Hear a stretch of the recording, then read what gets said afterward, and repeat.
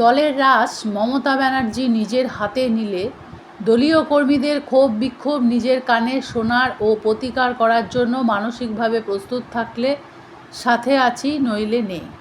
সামাজিক মাধ্যমে এমনটাই পোস্ট করেছেন অন্য কেউ নয়, এবারে রানীগঞ্জের পরাজিত তৃণমূল প্রার্থী কালবরণ মণ্ডল। কালবরণ মণ্ডল কিন্তু জিতেন্দ্র তেওয়ারির পিছন পিছন ঘুরে বেড়ানো জেলা পরিষদের বিদ্যুৎ কর্মাধ্যক্ষ সুজিত মুখোপাধ্যায়ের মতো হালকা নেতা নয়।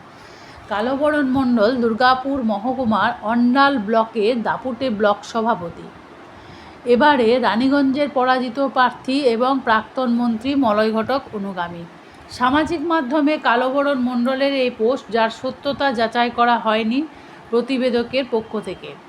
সামাজিক মাধ্যমে এই পোস্ট কিন্তু পশ্চিম বর্ধমান জেলা জুড়ে বিশাল প্রভাব ফেলেছে। তৃণমূল নেতাদের অনেকেই মনে করছেন কালবরণ মণ্ডলের এই পোস্ট সরাসরি অভিষেক এবং জেলা সভাপতি নরেন্দ্রনাথ চক্রবর্তীকে ইঙ্গিত করে।